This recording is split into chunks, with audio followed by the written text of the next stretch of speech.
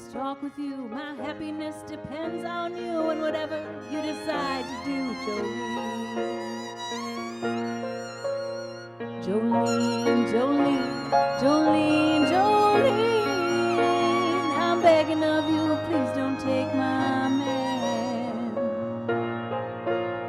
Jolene, Jolene, Jolene, Jolene. Please don't take him just because you can.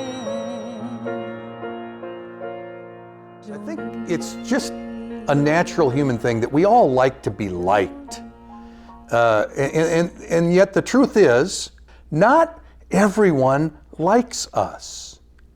You're never going to bat 1,000 on that. Not everybody is going to like you.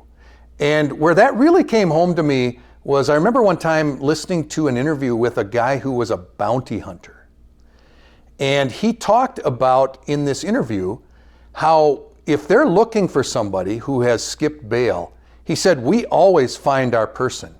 And the reason he said we always find them is out of every 100 people that you know, 90 of them are somewhat indifferent to you. In other words, if they know where you are, he said, they'll tell us. He said 5 out of those 100, 5% of the people, in fact, he said, can't wait to tell us where the person is. And those are those 5% that we would probably call our sworn enemies. In fact, he said, they're almost giddy to tell us where the person is hiding out.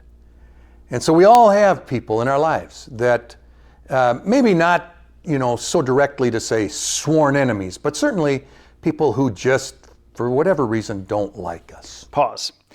Welcome to Loops. So glad you could join us this week. That was Pastor Mike from First Lutheran Church. We're going to bring him back in just a few minutes. But first, we want to turn it to Kevin Mark. And actually, I'm just going to let Kevin Mark introduce himself. I'm Kevin Mark. I'm a lifelong member of First Lutheran Church here in Red Wing. And today I'm talking with you about the subject of dealing with a sworn enemy. I come to you from the perspective of an attorney of 44 years.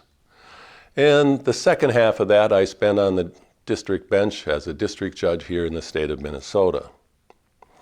I advocated for people in disputes where I knew that they considered the other person to be their sworn enemy. I also served as a judge and witnessed those cases and had those same observations. As some simple examples, property line dispute.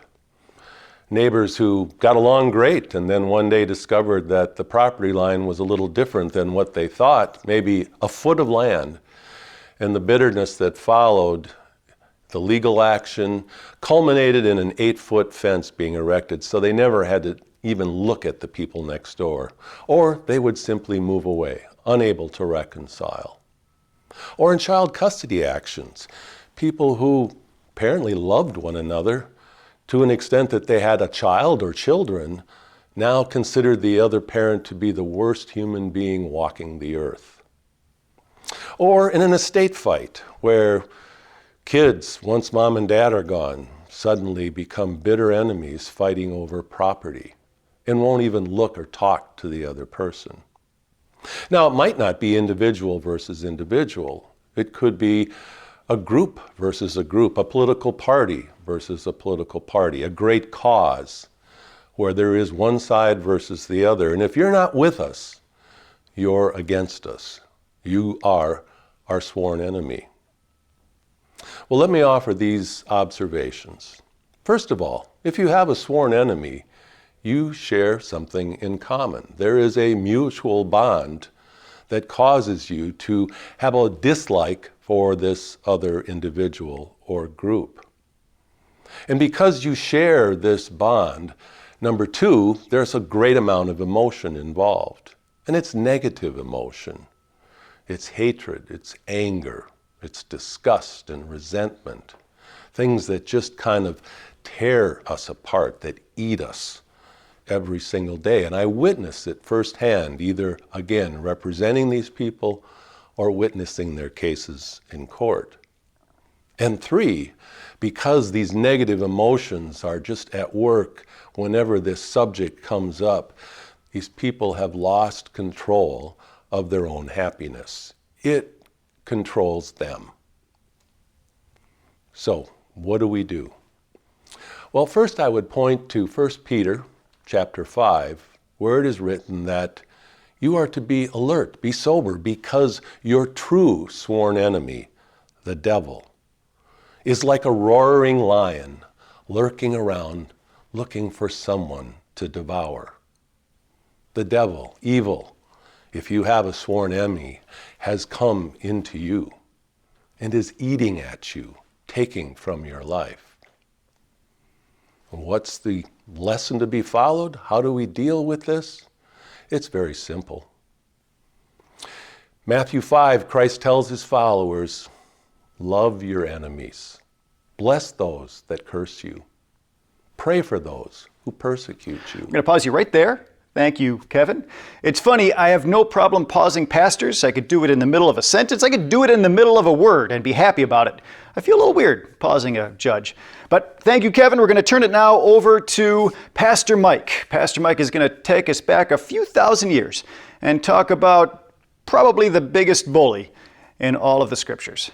About 900 years before our Lord Jesus was born, an incident took place. The Philistines and the Israelites were at war once again. They had been at war many times, and they were at war again, and they were sworn enemies. And Goliath, one of the Philistine soldiers, this giant of a man, covered in body armor, had this just giant spear. And what Goliath used to do is he would come out and mock the Israelite soldiers. And Goliath had this idea that maybe what we ought to do is do this kind of mano a mano, man versus man battle for supremacy. So Goliath would come out, he would mock the soldiers, and he would dare them to fight him one-on-one. Well, not surprisingly, nobody amongst the Israelite soldiers were real excited about doing that. In fact, nobody wanted to take him up on that offer. And the last person who wanted to do that was the king of Israel, King Saul. Saul was a bit of a coward. Well, anyway, it turns out one Israelite person is not a coward when it comes to facing up against Goliath. And that is a little kid by the name of David. He rather bravely, or perhaps rather stupidly, does stand up to Goliath. David amazingly wins the battle with this sworn enemy of the people of Israel. But I want to just, for the sake of argument, give you some thoughts about Goliath. First of all, we just assume, because he's on the other side, we mostly assume that Goliath is a bad person. But we don't know anything about him, really.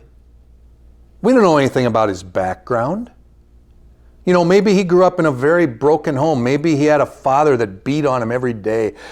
We don't know. We assume he's a bad person, but maybe if we knew a little bit more about him, we might, have some more empathy for him. We don't know anything about Goliath's current life. Yes, he's a soldier, but we don't know what he's dealing with as just a straight up human being.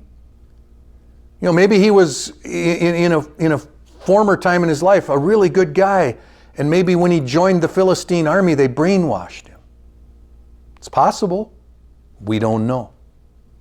And I think that's something to think about with these people that we assume in our lives are our sworn enemies. How much do we really know about them?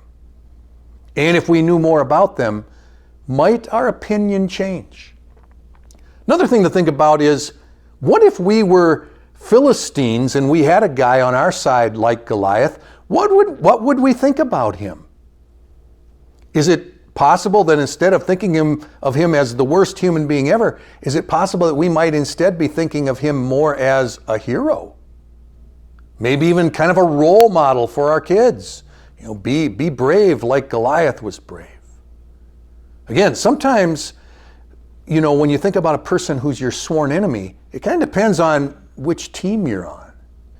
Another thing to consider in the story is, of course, David kills Goliath, but is it at least theoretically possible that Goliath could have ultimately become a friend of the Israelites? You know, what if Israel and Philistia, what if they had decided, we're not going to keep fighting each other, in fact, we're going to become allies? What if that had happened?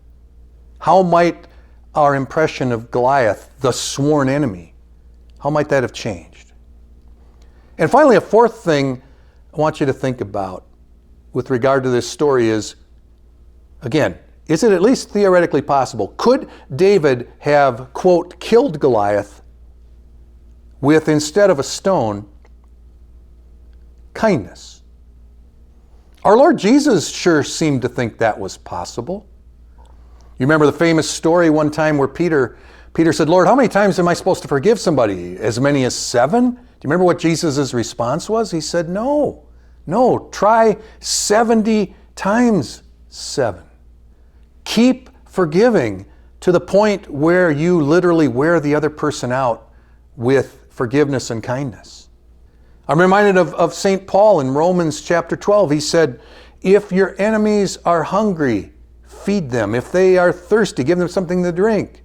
For by doing so, you will heap burning coals on their heads.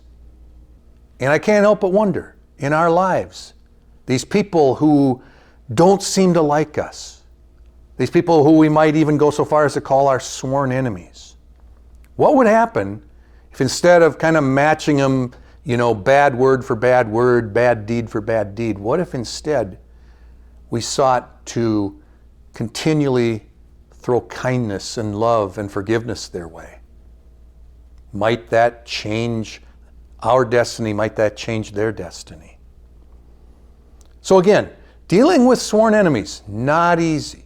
But never forget, as Christ's called and chosen people, we are called to try with every ounce of strength that we have to love our neighbor as ourselves. We're going to pause you right there, and I'm telling you, it's easy to pause a pastor. Thank you, Pastor Mike. We're going to turn it back over to Kevin Mark for the last word.